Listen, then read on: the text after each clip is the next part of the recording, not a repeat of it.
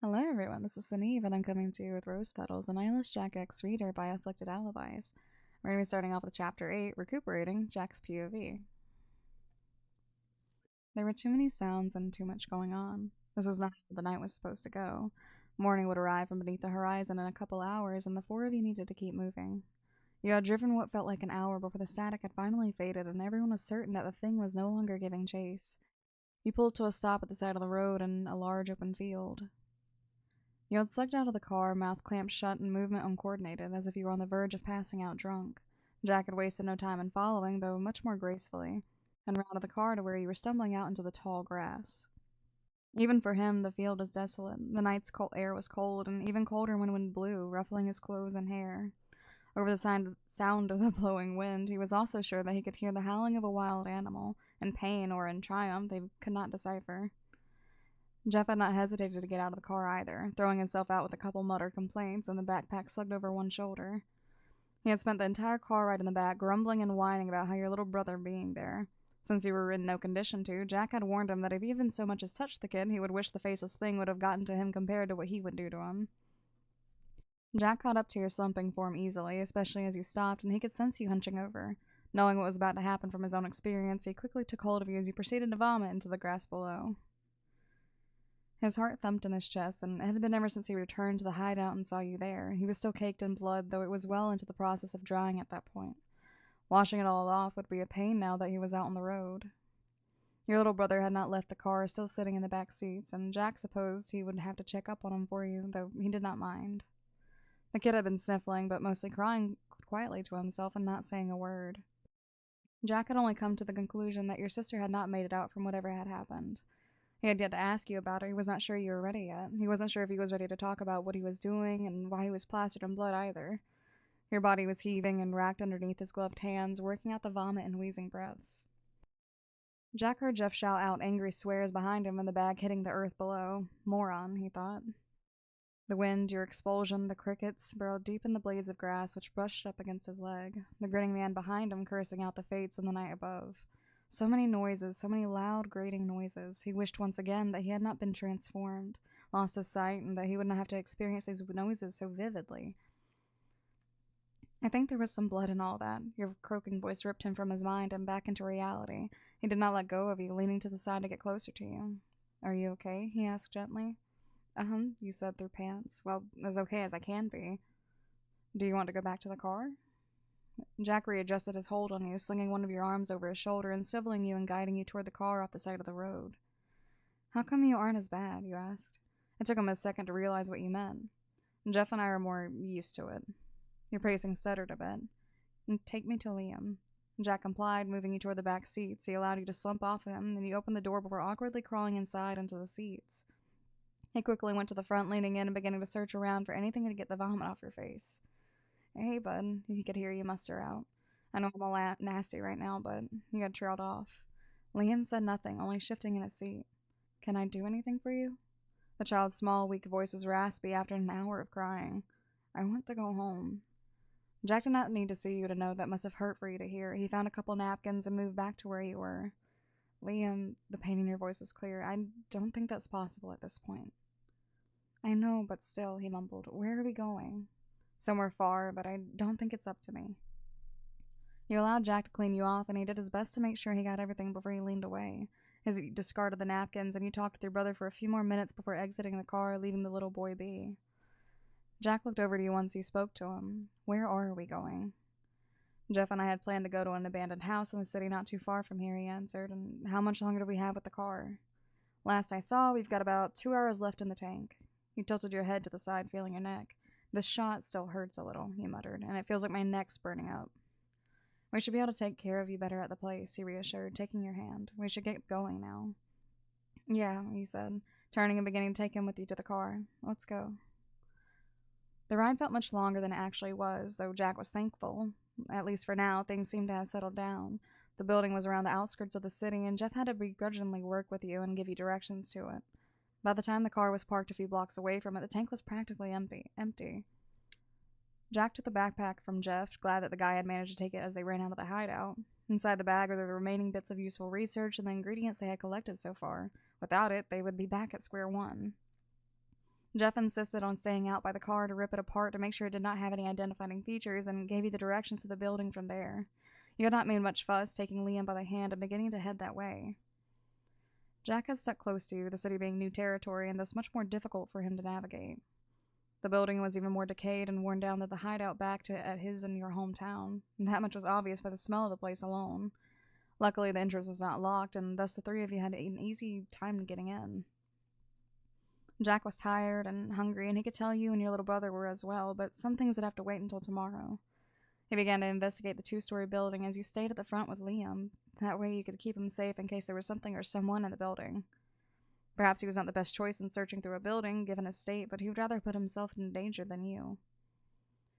Once everything seemed to be clear, he returned to you and Liam, who had since fallen asleep on the couch. It's clear as far as I can tell, but you should still be a little cautious, he said, sheathing his knife. There's 2 bedrooms upstairs. You can choose one for you and Liam. He began to head to the bathroom he had located a few minutes ago. Just for me and Liam? And just like that, you had him stumbling over himself like an idiot. He halted, his head snapping in a direction, and he opened his mouth, and at first nothing came out, but he quickly found his words. He huffed. Not strictly. Footsteps approached him slowly, and he tensed as he listened to you draw near. Still, where he was, he waited in anticipation as you stopped in front of him. So, if I wanted you to stay in there with me, he did not need to see you to know there was a smile on your face. He could hear it in your voice, the voice so intimately close to him. He raised a hand, fingers gently trailing up his chest, then around the crook of his neck. He sucked in a breath as you gripped his nape, clutching him there. Would you? The other hand snaked up to his mask, taking it by the rim, and he did not resist as you began to tug it off his face. Jack was on you in the moment it was off. He gripped the wrist which pressed up against the side of his neck, plucking your hand off and grabbing you with his other hand. He rolled you around, slamming you against the wall. He pressed himself up against you, hating how heavy he breathed as he dug his face into the crook of your neck, blowing hot air against your skin. You have to stop teasing me like this. His voice rumbled against you. Why? He asked casually, as if you weren't surprised by the way he had pinned you. One of your hands held his mask out in front of you, and the other was still in his grasp, stuck to the wall by his grip on your wrist. You're so easy, you chuckled. I barely did anything, and then look at you. Not easy, he tried to argue. Despite your calming demeanor, he could feel your heart pounding through your chest and against him. He was sure you could feel his too, but it's just you, he said. You turned your face toward him, and you could now feel your breath against his ear. The hair on the back of his neck stood on end, and his fingers twitching against you. Nah, I get it. 2 years of just you and your hands will do that to you. Jack lifted his head as you fought to stifle your laughs to not wake your brother, and looked at you. Really? Sorry, you apologized through your struggling. That totally killed the mood, didn't it? You've slaughtered it, he said, a slight croak in voice. Despite the sudden change in atmosphere, he did not move away from you, nor to take his hands off of you. Speaking of killing things, you released a breath, calming down. You never did mention whose blood you're covered in. If it weren't for the persistent stench of the blood, Jack would have forgotten about it completely. Remembering what he had done before coming back to the hideout to you and Jeff sent a small wave of discomfort through him, and he shifted. He did not reply immediately, and when he did, it was softer. You want the truth, he said. The truth is all I've wanted, Jack. Still, he hesitated, debating on whether or not to actually be honest, but it did not take him long to decide. He deserved the truth. He shifted again. It's Nico's. To his surprise, you snorted at his answer. Figures. His shoulders loosened with relief. Well, now, here I was expecting you to be upset. I mean, he tried to shoot you, remember? Besides, I realized by the date that I'd rather much have you anyway. He kind of had it coming to him. He hummed in full agreement. Had it coming to him the moment you told me you were going on that date. You were going to kill him before? Well, I was planning on it, but it didn't go through. It realized there wasn't any point since I was going to leave in a few days from then, he explained. You deserved your happiness, even if it wasn't with me. He could hear the sudden smile in your voice. You're so hot when you talk about murder, you joked. Yeah, just imagine how hot it would have been if you hadn't killed the mood and we got to make out covered in your ex's blood. True, I do like a man covered in blood. Jack leaned closer. We still can. A pair of fingers pinched one of his pointed ears, stopping him. Nuh-uh, Liverboy, you'll have to work a little harder to kiss me, you teased. Strangely, Jack could have sworn there was a sudden hint of sadness in your voice. He wanted to tear you open, he wanted to devour you, he wanted to have the whole of you, he wanted to have you. He wanted and he wanted, but if you did not, then he wouldn't. You had just lost what had been your entire life, being there once before, and he knew it was difficult to think of much else. Jack nodded, releasing you and stepping back from you. I'll go clean up and then we can see to your wound again, he then told you, slipping his hands into his hoodie pockets. All right, you stepped past him into the couch where Liam was still resting. I'll be upstairs in one of the rooms. Picking up your little brother, you then began to make your way over to the staircase. Jack worked with what was available to him and then abandoned home and the house to clean the blood off his clothes and scavenged what he could to wear until they were clean and dry. As he trudged up the stairs to return to you, he remembered Jeff and wondered if the man was still out of the car or if something had happened to him.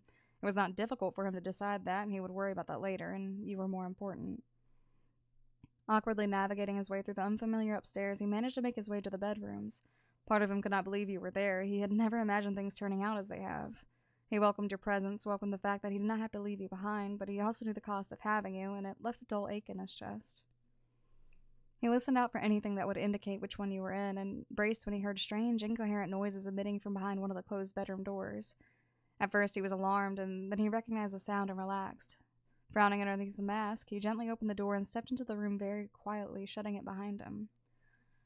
The dull pain in his chest sharpened now that the sound was clear. You had put Liam on the only bed, which was in the corner of the room, and slipped into your own makeshift bed on the floor, consisting of nothing but a few blankets and pillows. You were curled up in a ball underneath your blanket, arms wrapped tightly around your pillow as you buried your face into it. Agonized sobs racked out of you, muffled by the pillow. Whether you could hear the soft thuds of his boots making their way over to you or crying or not, you had not reacted to his presence, and he lowered down next to you, each cry that forced its way out of you shoving a pin through his heart. Gently, Jack took hold of you, and you did not flinch away from his touch or resist as he pulled from your tear-stained pillow and into his arms. You flung your arms around him, and the moment he had pressed you against him, clinging to him desperately. Your soaked face buried against the side of his neck, causing him to tense, but he held onto you tighter, brushing a comforting hand up and down your back. "It'll be okay," he whispered to you. "It'll be okay." It would be, and he would make sure of it. Nothing would get in the way of making things better for you. Not Jeff, not some slimy, faceless bastard, not even himself. We'll be sure to destroy that thing, I promise. It'll pay for everything it took from you, even if it kills me. Author's note. Ignore me changing the cover for the second time, all because I still did not like the new one. That is the end of that chapter, guys. And if you guys like that, let me know. I also apologize for not posting for the last 2 days. Yeah. But the chapter after that one is chapter 19, The Man with the Smile, and it starts off with the reader's POV. I will see you guys in the next video, and until then, bye-bye!